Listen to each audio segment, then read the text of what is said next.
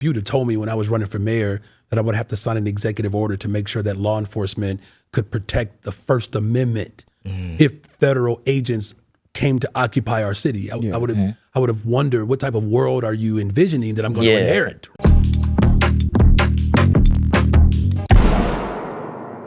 Speaking of scaring, I was going to say, I do want to play some footage. I want to read off of, because it's been crazy since ICE has been in the city. Yeah. We've seen, like you said, people getting abducted, not even having criminal records, maybe having like a minor infraction, children being zip tied. We've seen videos. We've seen videos of federal agents attacking citizens. We've seen, tear gas being let off. We've seen people crashing their vehicles. The other day, I did want to name this person by name. We seen Diane Figueroa was driving and was ran into by an ICE vehicle, and then we'll take a look at what transpired afterwards. It's very heartbreaking, but I wanted to get your reaction.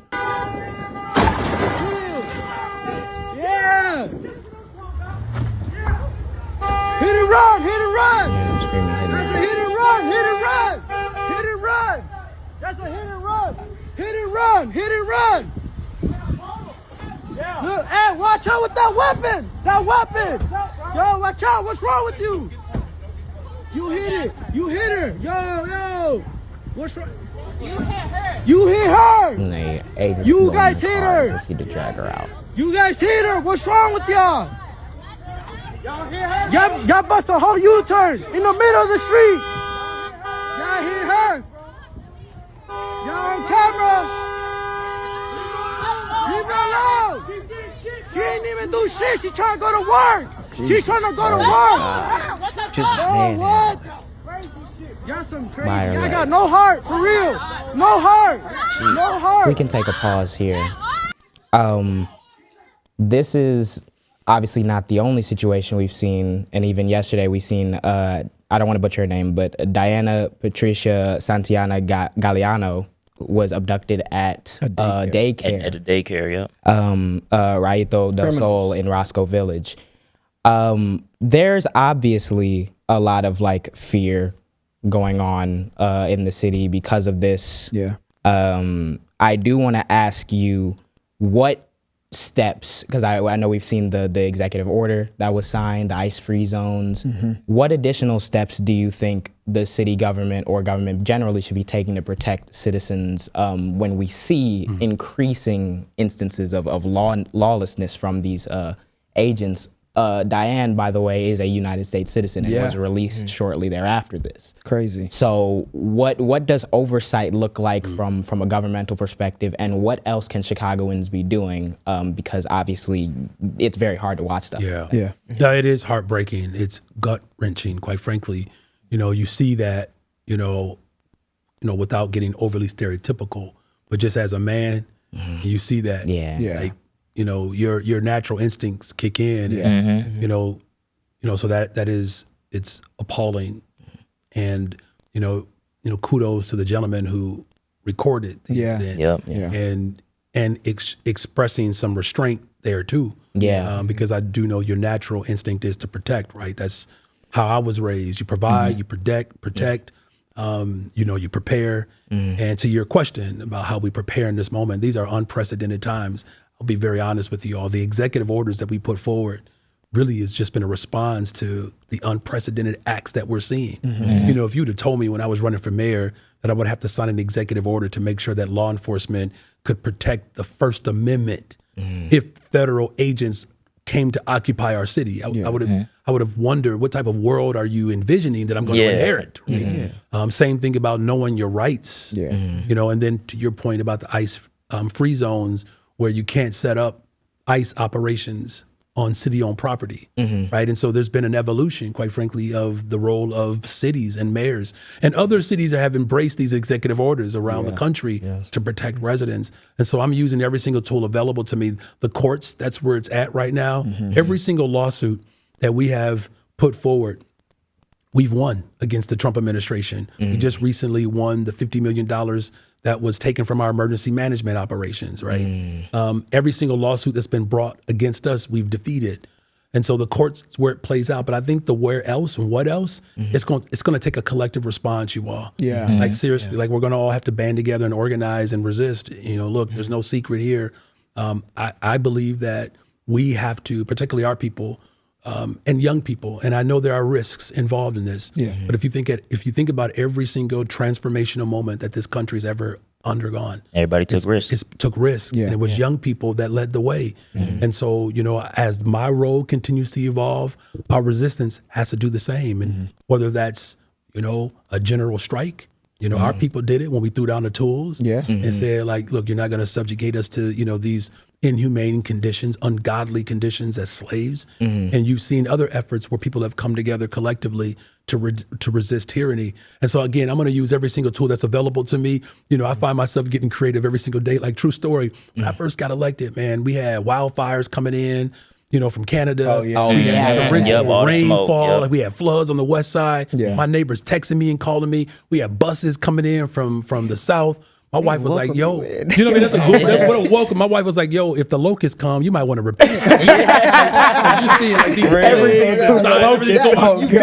you know, exactly. Right. You know, so when you think about this unprecedented moment that we're in, you all, like, we're going to have to be far more innovative and use our ingenuity and our creativity to like imagine a world that's not, we have to think about our collective response, but we can't think about how we return back to what it was. It's about how do we make it better, because the conditions were ripe for this type of authoritarianism because people have been upset. We're not speaking directly to the needs of working people. And that's why the tools that I'm using, even in this budget, to invest in mental health, to invest in affordable housing. You know, we have the largest TIF surplus in the history of Chicago, $1 billion, of which $500 million is going to go right to our public education system. We're going to protect the Black Student Success Program. Like, look, you know, there are days where I wake up and I'm like, honey, can you give me something else? Right? Like, any other ideas? What you got? Genuinely. You know what I'm saying? But I'm getting a lot of strength, honestly, and energy from like young people right now, because seriously, like, y'all not playing. And it means a lot to me because there are political risks that are involved here. But the fact that you all have not like fallen for the okie doke, if you will, whether it's around the narrative around violence or young people or immigration, like, you all are doing the very thing that our ancestors hoped and dreamed of, was to get ourselves educated, centered around a common cause. And let's continue to drive, you know, that hope and inspiration to our people, because that's what resistance really means in this moment, is to express our hope. That's why it don't matter what Trump does, he won't break my soul. He won't. We can't do it. Real. You know, our ancestors looked across the fields and they believed that one day a podcast called Jaam will be in the earth. You know what I'm saying? And so now we have to do the same thing to look on the other side of this and imagine a world that's better than the one that we inherited. We talked about the youth and just overall the resistance, and I think the big example we've seen is Mob Donnie with that. I was gonna say, I want to ask you about that, but I did want to ask one more thing about immigration and powers, because I was gonna. I'm not a lawyer, so I don't know the statutory realisticness of this. But I've seen a lot of people asking, like, what's the role in the police and what jurisdiction do they have when it comes to determining whether someone's violating the law? And also, with the ICE raids and shit that's going on, I've seen a couple videos of where there are CPD police officers that would pull over somebody, and then the ICE agents would be right there to come in and interrogate them, pull them out the car, do whatever they got to do. Would there be any, like, disciplinary actions against police officers that help those? Or more broadly, what's the role of the city government? The role, and then how do we make sure that there's accountability? Right. Uphold it. Because we have to uphold the local ordinance, right? I also know the mayor's hands is tied in certain ways. Well, look, I mean, that's why the ordinance is put in place. And like, look, real quick, I hate to bore you all with all of my, you know, social studies. It's not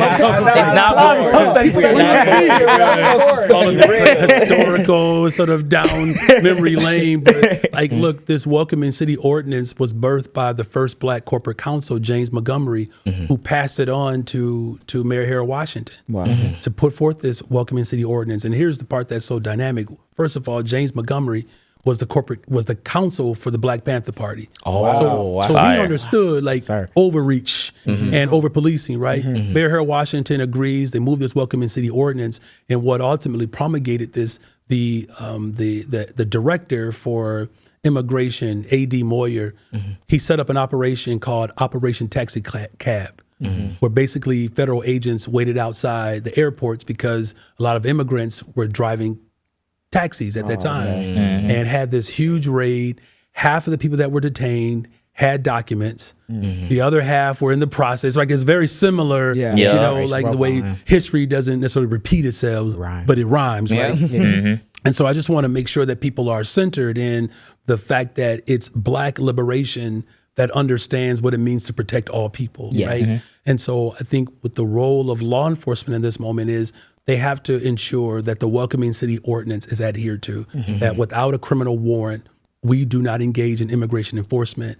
As far as the absolute role, this is where the evolution is taking place, right? Because let's think about this executive order to prevent ICE operations from setting up in public spaces, particularly city-owned property. You know, officers did not go through the police academy thinking one day that they would have to enforce, you know what I mean? Something like that, right? And so they have been doing it. That there's some tricky areas around private property, and we're still working through that. You know, as far as accountability, one thing that I could say for sure when it comes to Superintendent Snelling, you know, a proud Inglewood, South Side, I mean, I believe for a superintendent, I believe he understands it and gets it better than many superintendents that were prior to him.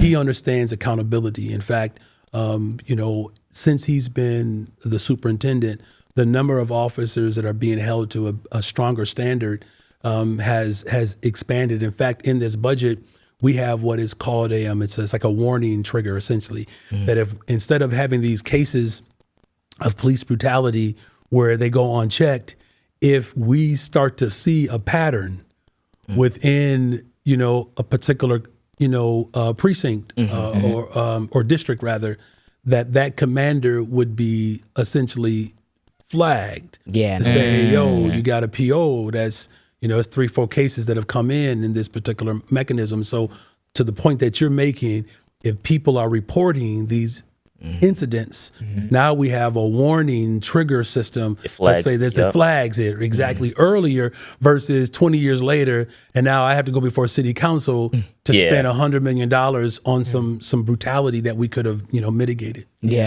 Thank you for watching this long. If you haven't already, subscribe. What are you doing? What are you doing? What are you doing? You think we just sitting here doing it for nothing? You think you're gonna sit here and not do shit? Like, I know you're not subscribed. Click it. Cool.